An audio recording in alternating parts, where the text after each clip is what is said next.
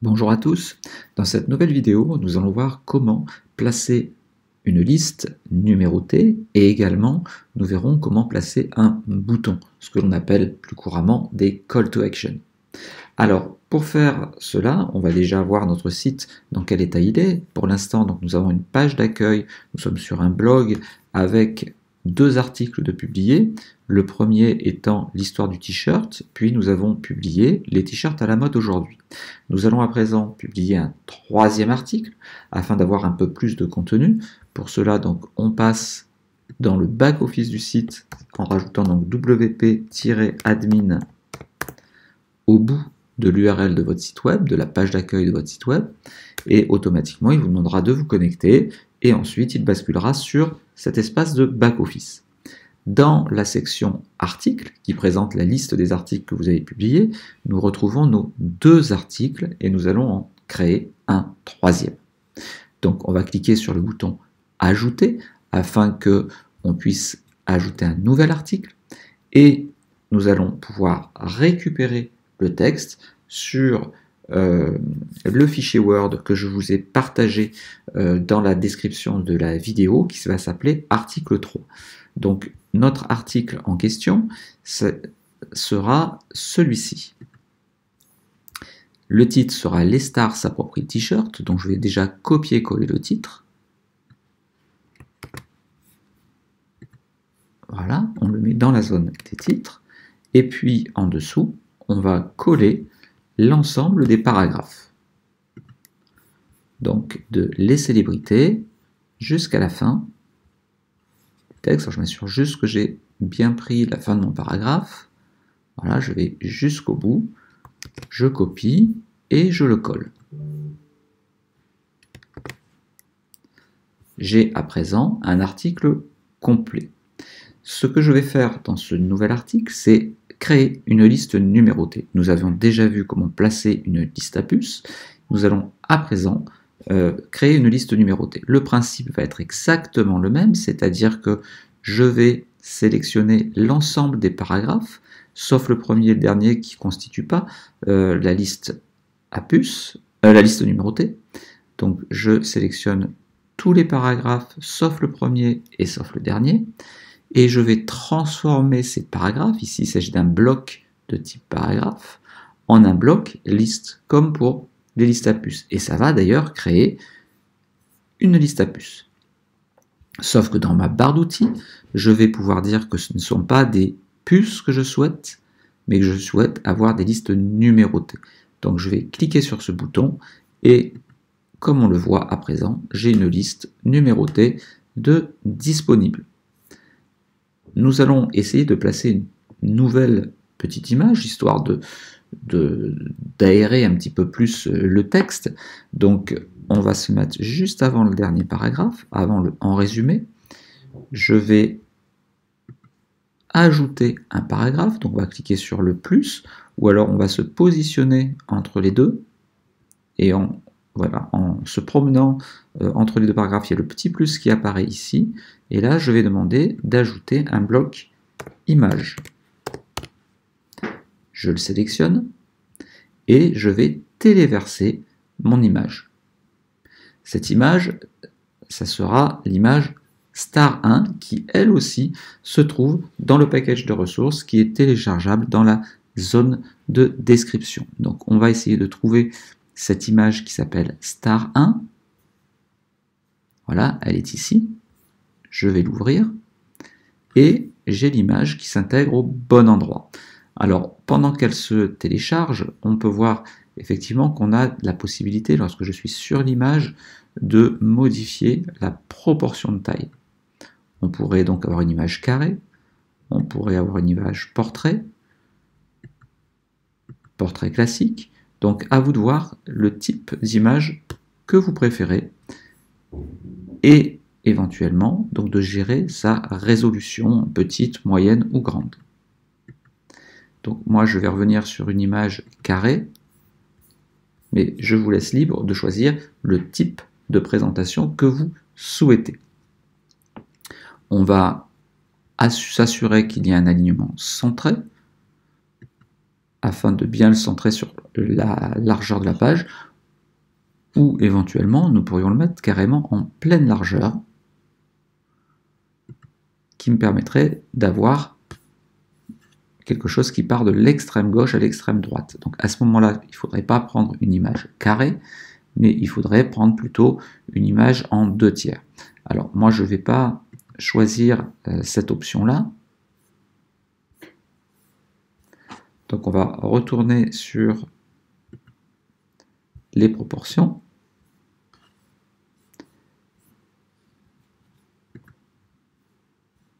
On pourra mettre également ici un texte alternatif, mais je reviens sur l'image que j'avais avant.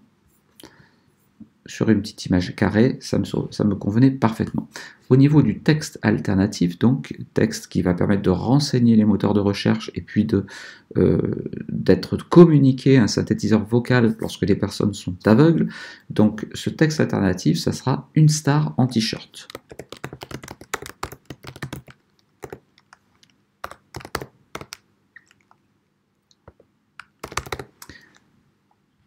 Voilà, mon texte est à présent fait. Je vais à présent essayer de rajouter une nouvelle image. On va le mettre plutôt celui-ci un peu plus haut. Plutôt non, on va juste se contenter de mettre une seule image et on va placer une image mise en avant. Vous vous rappelez, je vous avais bien indiqué dans les 2 vidéos qui précèdent que tout article doit contenir une image mise en avant puisqu'elle sera partagée lorsque vous partagerez votre article sur les réseaux sociaux ou tout simplement lorsque on a une présentation de type blog, comme c'est actuellement le cas, et bien cette image va apparaître sur la page d'accueil. Donc pour faire cela, je me mets dans la zone article. Je vous rappelle que si vous n'avez pas cette barre à droite, on a ce petit bouton-là, réglage, qui permet de masquer ou d'afficher le texte, ce panneau. Donc ce panneau, lorsqu'il est affiché, on va sur l'onglet Article et on sélectionne une image mise en avant. Cette image mise en avant, ça sera l'image Star 2. Donc comme elle n'est pas présente ici, je vais téléverser des fichiers. Je vais sélectionner le fichier et chercher mon image Star 2. Là aussi, ça se trouve dans le package de ressources que je vous ai mis dans la description de la vidéo. Nous allons avoir Star 2, ouvrir. L'image vient se rajouter. Nous pouvons éventuellement mettre un texte alternatif. Donc je vais mettre à nouveau les stars et le t-shirt.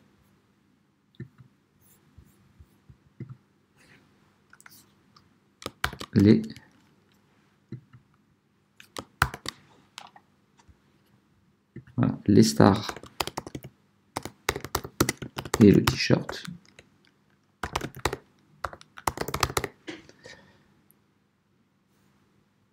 Et ou plutôt on va mettre les t-shirts à la mode aujourd'hui, ça serait peut-être mieux.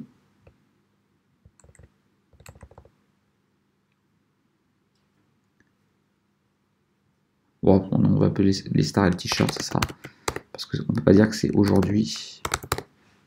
Voilà. Et ce que je vais faire à présent, je vais définir l'image comme une image mise en avant. Elle va donc apparaître ici.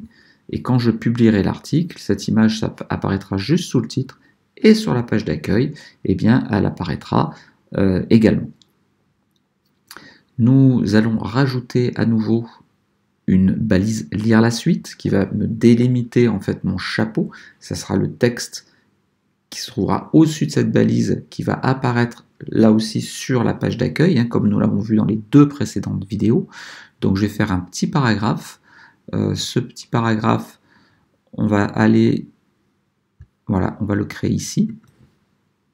Donc je n'ai qu'une phrase et entre les deux, donc là je clique à nouveau sur le petit plus, je vais appeler ma balise lire la suite, vous voyez qui a été mémorisée maintenant, sinon je la tape dans le moteur de recherche.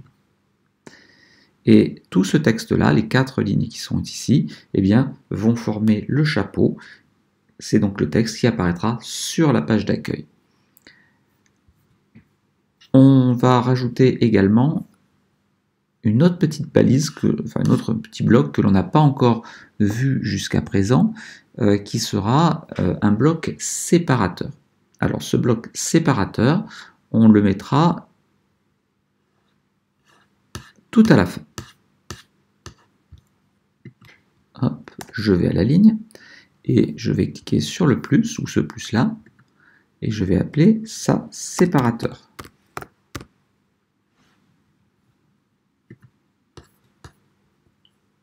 On va donc l'ajouter. Il est par défaut, donc c'est juste un trait qui se fait, qui va me séparer le texte de la suite. Je vais peut-être le mettre en pointillé. Donc c'est dans bloc pointillé lorsque je suis sur ce séparateur. Du coup, je n'ai plus que 3 petits points et je vais rajouter une petite couleur d'arrière-plan, c'est-à-dire que les points, je vais les colorer. Donc on va les mettre en jaune pour qu'ils se voient, ou en rose, ou en bleu. Voilà, je vais les laisser en bleu, c'est encore la couleur qui se voit le plus. Je n'ai pas encore beaucoup de possibilités au niveau de ce séparateur pour l'instant. J'espère que cela va s'enrichir assez rapidement. On va maintenant, sous ce séparateur, ajouter un bloc bouton, ce qu'on utilisera par la suite en call to action. Donc le bloc bouton, toujours pareil, plus bouton, ça va me permettre de placer un bouton qui, lorsque je cliquerai dessus, me renverra sur une autre page ou sur un autre site. Alors, sur ce bouton, je vais mettre un texte, t-shirt à la mode, aujourd'hui. Voilà, donc ça va être le texte de mon bouton. Et bien entendu, je ne vais pas enlever le aujourd'hui, sinon mon bouton est un peu trop grand. Je voudrais que ça pointe vers un autre article que j'ai écrit la dernière fois, qui est le t-shirt à la mode d'aujourd'hui. Donc je vais sélectionner mon texte, je clique sur le lien hypertexte ici, et là, je vais juste taper un mot-clé, ou le début, peu importe, je tape mode, et automatiquement, tout ce qui contient mode va apparaître, et vous voyez que là, on a notre article qui s'appelle le t-shirt à la mode d'aujourd'hui. Je valide, je le sélectionne, et effectivement, vous voyez, ça m'amène bien sur l'article les t-shirts à la mode d'aujourd'hui. Donc j'ai créé un lien hypertexte qui m'amène d'un bouton à un autre bouton. Alors, on va vérifier tout ce que l'on a fait à présent en publiant l'article pour le rendre visible, sinon il n'est pas visible. Publier, publier. Et on va essayer de voir cet article à présent. Donc j'ai les t-shirts, les stars s'approprient le t-shirt, j'ai l'image qui vient se placer juste en dessous, et puis j'ai ma liste numérotée, et mon bouton d'action, et mon image, et mon bouton d'action, les t-shirts à la mode. Si je clique dessus, je suis redirigé vers les t-shirts à la mode d'aujourd'hui, qui est donc un autre article que nous avons écrit précédemment, celui avec le tableau. Si je retourne sur ma page d'accueil, après mon blog, ma section blog présente l'article en premier, les stars s'approprient le t-shirt, puis en deuxième, le t-shirt à la mode, et en troisième, l'histoire du t-shirt. J'ai à présent un véritable blog, puisque j'ai du contenu qui apparaît au format anté-chrono. Nous allons à nouveau publier encore un petit contenu pour voir encore 2 ou 3 petites modifications et nouveautés sur la création des articles, et puis nous attaquerons des choses un petit peu plus complexes par la suite. J'espère que vous avez apprécié cette vidéo. Si c'est le cas, n'hésitez pas à poster des commentaires, à faire des remarques, à enrichir tout ce que je viens de dire, mais également à liker la vidéo si vous l'avez aimée, et aussi à, bien sûr, vous abonner. À très bientôt.